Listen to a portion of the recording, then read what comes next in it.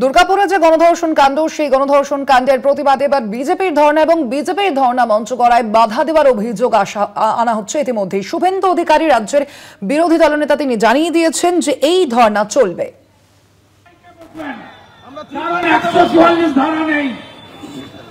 আমার বসার অধিকার আটকাতে পারে না, আমার বসার অধিকার আটকাতে পারে না।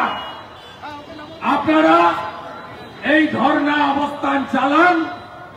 আমরা পরিবারকে কথা দিয়েছি, ভুবনেশ্বর এইমস পৌঁছে দেওয়ার দায়িত্ব আমরা নেব। পরিবারকে কথা দিয়েছি, সমস্ত রকম সহযোগিতা আমরা করব। এবং উড়িষ্যার মুখ্যমন্ত্রী কথা দিয়েছেন, আমিও দায়িত্ব নিয়েছি, মেয়েটার ভবিষ্যৎ যাতে সুরক্ষিত থাকে। কারণ ওনার পিতৃদেব 80 লক্ষ টাকা দিয়েছে এই সজ্জন ঝঞ্ঝনওয়ালা আইকিউসিটি প্রাইভেট কলেজকে, 80 লক্ষ টাকা দিয়েছে। কিন্তু আমি বাঙালি হিসেবে লজ্জিত।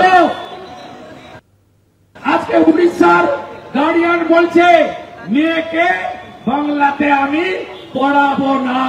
শ্রী মমতা, শ্রী মমতা, শ্রী মমতা, শ্রী মমতা। বাঙালি হিসেবে লজ্জিত আমরা যে আজকে যে বাংলা অতিথি দেব ভব বলে, দুপুরবেলা কেউ বাড়িতে এলে গ্রামের গরিব মানুষও গোটা লাল চাল ডাল খাইয়ে তাকে ছাড়ে।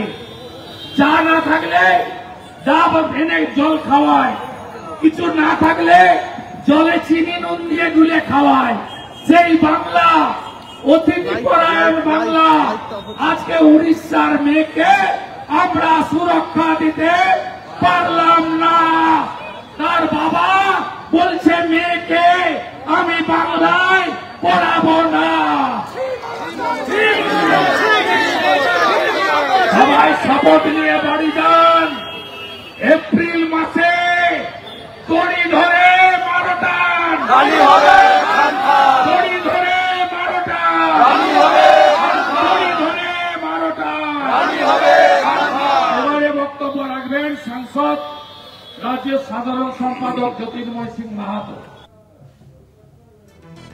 ধর্ণা চলবে, ক্ষমতা থাকলে ভাঙবেন, এমনই মন্তব্য করেছেন রাজ্যের বিরোধী দলনেতা শুভেন্দু অধিকারী। আপনাদের শোনাচ্ছিলাম তার কি বক্তব্য। মূলত দুর্গাপুরে যে গণধর্ষণ কাণ্ড, সেই ধর্ষণ কাণ্ডের প্রতিবাদে তাদের এই বিক্ষোভের ধর্ণা মঞ্চ, এবং সেখানে এই ধর্ণা মঞ্চ তৈরিতে বাধা দেওয়ার অভিযোগ তুলেছেন রাজ্যের বিরোধী দলনেতা শুভেন্দু অধিকারী। এবং সেই ইস্যুতেই একাধিকভাবে আজ রাজ্য সরকারকে তোপ দেখেছেন শুভেন্দু অধিকারী, এবং এই ধর্ণা চলবে বলে আজ জানিয়ে দিলেন রাজ্যের বিরোধী দলনেতা শুভেন্দু অধিকারী। ধর্ণা চলবে, ক্ষমতা থাকলে মঞ্চ ভাঙবেন বলে মন্তব্য শুভেন্দুর। দোষীদের ফাঁসি চাই বলে দাবি করেছেন রাজ্যের বিরোধী দলনেতা। দুর্গাপুরে গণধর্ষণ কাণ্ডে ধর্ণায় শুভেন্দু অধিকারীরা, বিজেপি নেতৃত্ব তারা এই ধর্ণায় বসে, যদিও ধর্ণা মঞ্চ তৈরিতে বাধা দেওয়ার অভিযোগ করা হয়েছে। আমরা কথা বলবো নিয়ে। আমাদের সঙ্গে এই মুহূর্তে ফোন লাইনে রয়েছেন প্রতিনিধি সঞ্জীব সই। সঞ্জীব, রাজ্যের বিরোধী দলনেতা শুভেন্দু অধিকারী ঠিক কি কি অভিযোগ রয়েছে এই ধর্ণা মঞ্চ করার ক্ষেত্রে? দেখো সোনালী, শুভেন্দু অধিকারী পরিষ্কারভাবে বলে দিয়েছে ধর্ণা মঞ্চ হবেই, এবং ভাঙার চেষ্টা করলে ভেঙে রাখান, কিন্তু ধর্ণা মঞ্চে ধর্ণা অবস্থান চলবেই। এবং সেই নিয়ে সকালবেলাতে যখন ধর্ণা মঞ্চ তৈরি করা হয়েছিল, সেই সময় যেটা বিজেপির অভিযোগ, বিজেপি বিধায়কের অভিযোগ, যে বাধা দেওয়া হয়, ধর্ণা মঞ্চ তৈরি করতে ডেকোরেটরদেরকে হুমকি দেওয়া হয় প্রশাসনের তরফ থেকে। এবং তারপরে তারা সকলে মিলে সেই ধর্ণা মঞ্চ তৈরি করেন সমস্ত বাধা পেরিয়ে। শুভেন্দু অধিকারী দুর্গাপুরে ঢোকার পরে তাকেও এই অভিযোগ করে বিজেপি নেতা কর্মীরা। তারপরে শুভেন্দু ধর্ণা মঞ্চে যান এবং পরিষ্কার বলেন এই ধর্ণা মঞ্চ হবেই, এবং ভাঙার চেষ্টা থাকলে ভেঙে দেখান।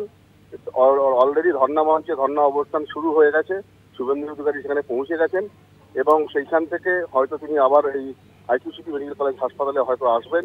ধর্ণা মঞ্চে ধর্ণা চলছে, প্রচুর পুলিশ মোতায়েন করা হয়েছে, অন্যদিকে উত্তেজনা রয়েছে এদিকে আইকিউসিটি হাসপাতালেও। সোনালী, ধন্যবাদ তোমায় সঞ্জীব।